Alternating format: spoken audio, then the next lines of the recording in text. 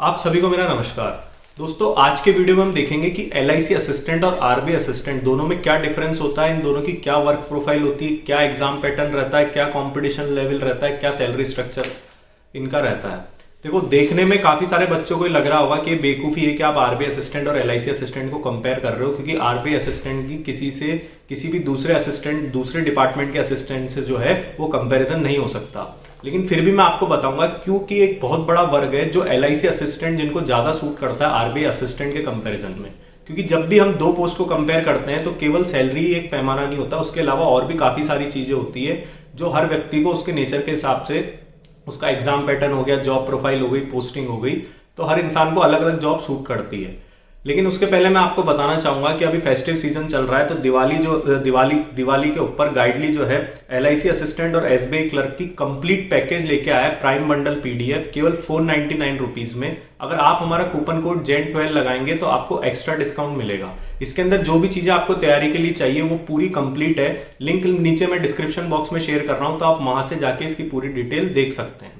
अब हम स्टार्ट करते हैं एलआईसी असिस्टेंट और आरबीआई असिस्टेंट में मेजरली किन पॉइंट्स पे डिफरेंस क्रिएट होता है। देखो, सबसे पहला डिफरेंस इनके एग्जाम पैटर्न का फर्क होता है। एग्जाम पैटर्न क्या होता है कि जो एलआईसी असिस्टेंट एक ऐसा एग्जाम है जिसके अंदर हिंदी मीडियम वाले बच्चों को भी एक अपॉर्चुनिटी रहती है, क्योंकि इसके अंदर हिंदी का भी एक अलग से सब्जेक्ट आता है जिसका आपको कट ऑफ क्लियर करना पड़ता है। आरबीआई असिस्टेंट के अंदर ऐसा नहीं रहता है। कई बार बच्चे हमारे चैनल पे जो हिंदी मीडियम के होते हैं वो शिकायत करते हैं, या जिनकी इंग्लिश बहुत ज्यादा अच्छी नहीं होती है, कि हमको बैंकिंग सेक्टर में या इंश्योरेंस सेक्टर में आने का इसलिए मौका नहीं मिलता है क्योंकि हिंदी एज अ सब्जेक्ट हमको चूज करने का मौका नहीं रहता है। लेकिन आरबीआई असिस्टेंट और एलआईसी असिस्टेंट का जो मैं कंपैरिजन आपको बता रहा हूं, तो एलआईसी असिस्टेंट के अंदर जो है हिंदी का सब्जेक्ट भी आपको क्लियर करना पड़ता है, और अच्छी खासी हिंदी इसके अंदर आती है। मतलब ऐसा नहीं है कि केवल 5 नंबर, 10 नंबर, 15 नंबर की हिंदी का पेपर आया और आपने वो क्लियर कर दिया और आपका एग्जाम क्लियर हो गया। आप जितना दूसरे सब्जेक्ट को टाइम दे रहे हैं, आपको हिंदी को भी उतना ही टाइम देना पड़ेगा क्लियर करने के लिए। तो ऐसी कंडीशन के अंदर जो हिंदी मीडियम के बच्चे होते हैं, जिनकी हिंदी अच्छी होती है, उनको थोड़ा सा इसके अंदर एज मिलता है, और ये उनके लिए एक अपॉर्चुनिटी क्रिएट करता है इंश्योरेंस सेक्टर में जॉब पाने के लिए। इसके साथ ही नेगेटिव मार्किंग का भी इसमें खेल होता है। नेगेटिव मार्किंग आरबीआई असिस्टेंट के अंदर प्रीलिम्स और मेंस के अंदर नेगेटिव मार्किंग होती है, लेकिन एलआईसी असिस्टेंट में हमने पिछली बार देखा था कि प्रीलिम्स के अंदर इनके जो है नेगेटिव मार्किंग नहीं थी, मेंस के अंदर नेगेटिव मार्किंग थी। इसके अलावा जो इनका लैंग्वेज प्रोफिशिएंसी टेस्ट होता है, आरबीआई असिस्टेंट में आपने चाहे 10-12 के अंदर वो लोकल लैंग्वेज पढ़ी हो या नहीं पढ़ी हो, एलआईसी असिस्टेंट के अंदर अगर आपने 10-12 में लोकल लैंग्वेज पढ़ी है तो आप एलपीटी से बच सकते हैं। और साथ ही एलआईसी असिस्टेंट के अंदर एक और ग्लिच ये है एलपीटी के अंदर, कि जो अगर आपके स्टेट की, जिस स्टेट से डिवीजन से आप अप्लाई करते हो, अगर वहां की ऑफिशियल लैंग्वेज जो है वो हिंदी और इंग्लिश है, तो आपको एलपीटी देने की जरूरत नहीं पड़ती है। अगर आप सी रीजन के स्टेट से अप्लाई करते हो तो आपको एलपीटी देने की जरूरत पड़ेगी, और उसके अंदर भी अगर आपने 10th और 12th के अंदर वो सब्जेक्ट पढ़ा है तो एलपीटी देने की जरूरत नहीं है।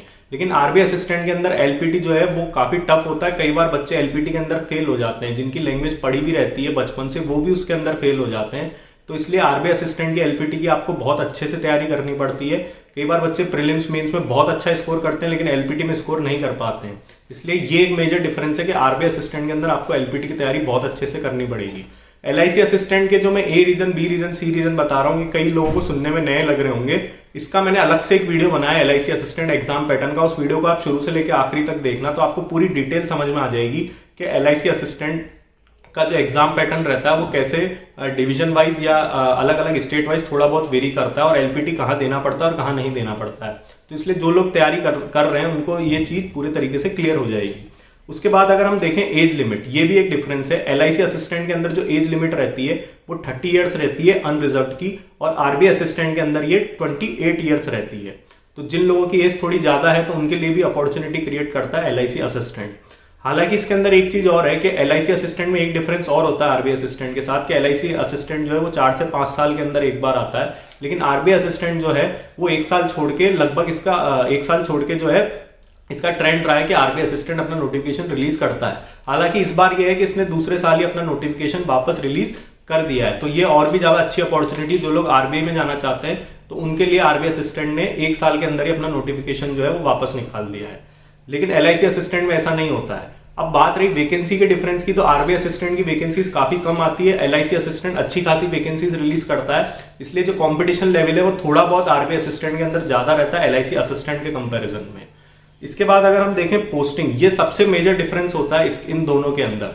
LIC असिस्टेंट में क्या होता है कि अगर आप किसी छोटे शहर से हो, सपोज करो राजस्थान के अंदर जोधपुर से हो, अजमेर से हो, उदयपुर से हो, कोटा से हो, या और भी किसी इंटीरियर छोटे एरिया से हो, तो भी आपको पोस्टिंग का चांस रहेगा। लेकिन आरबीआई असिस्टेंट के अंदर ऐसा नहीं रहता है। आरबीआई असिस्टेंट के अंदर मेनली आपकी जो पोस्टिंग होती है वो मेट्रो सिटीज के अंदर ही आती है या अर्बन सिटीज में ही आती है। छोटी सिटीज के अंदर या डिस्ट्रिक्ट के अंदर आपकी पोस्टिंग नहीं आ सकती, क्योंकि वहां इनके ऑफिसेज नहीं रहते हैं। LIC असिस्टेंट के अंदर ऐसा नहीं है। LIC असिस्टेंट के अगर आप किसी छोटे डिस्ट्रिक्ट से या छोटी प्लेस से भी हो तो वहां भी LIC के ऑफिसेज रहते हैं, वहां भी आपकी पोस्टिंग पूरे तरीके से आ सकती है। और LIC असिस्टेंट में हमने देखा है कि हमको डिवीजन वाइज अप्लाई करना पड़ता है, तो वो डिवीजन का जितना बड़ा एरिया होता है आपकी पोस्टिंग कहीं भी आ सकती है। लेकिन इसके अंदर फिर भी ज्यादा चांसेस रहते हैं कि आपको घर के नजदीक पोस्टिंग आ जाए या घर के आसपास ही पोस्टिंग आ जाए।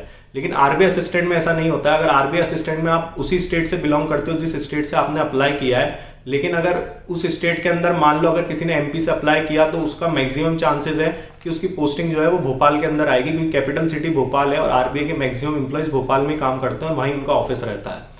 तो इसलिए अगर आप आरबीआई असिस्टेंट बनना चाहते हैं तो ये बात मेंटली खुद को प्रिपेयर रखें कि आपकी घर में पोस्टिंग नहीं आएगी, आपको दूर ही रहना पड़ेगा।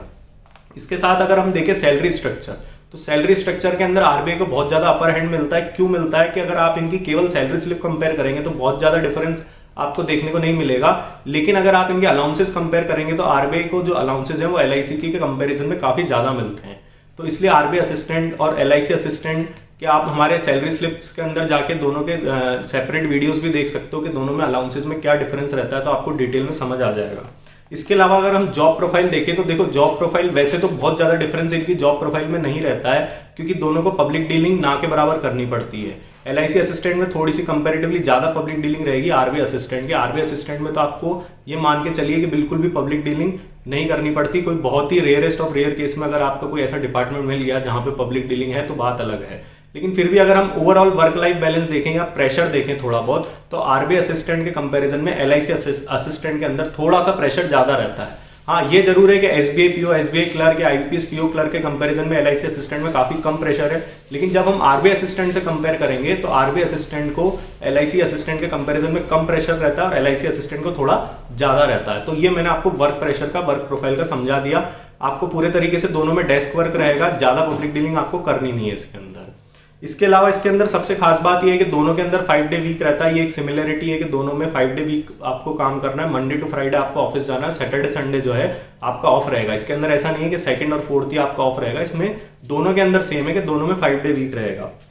फिर अगर हम प्रमोशन स्ट्रक्चर देखें इनका, तो प्रमोशन स्ट्रक्चर जो है वो लगभग सेम रहता है। आपको 4 से 5 साल के अंदर LIC के अंदर भी आप AA बनने के लिए एलिजिबल हो जाते हो। आरबीआई असिस्टेंट भी जो है ग्रेड A बनने के लिए एलिजिबल हो जाता है। तो प्रमोशन स्ट्रक्चर में ज्यादा फर्क नहीं रहता। ऑलमोस्ट दोनों के प्रमोशन स्ट्रक्चर और अपॉर्चुनिटीज जो है आगे बढ़ने की लगभग सेम रहती है। पर्सन टू पर्सन डिपेंड करता है। कई बार लोग प्रमोशन नहीं भी लेते हैं, पोस्टिंग वगैरह के लोगों के इशू रहते हैं, वर्क प्रेशर वगैरह हर कोई ज्यादा हैंडल नहीं करना चाहता है, वर्क लाइफ बैलेंस के कारण भी। तो ये पर्सन टू पर्सन डिपेंड करता है। लेकिन अगर कोई आगे बढ़ना चाहता है तो प्रमोशन स्ट्रक्चर ऑलमोस्ट दोनों का सेम रहता है। तो दोस्तों कैसा लगा आपको हमारा वीडियो? अगर इनसे रिलेटेड और कोई डाउट है तो नीचे कमेंट बॉक्स में टाइप करें और हमारी चैनल को लाइक शेयर सब्सक्राइब करें। आप लोग का बहुत बहुत धन्यवाद।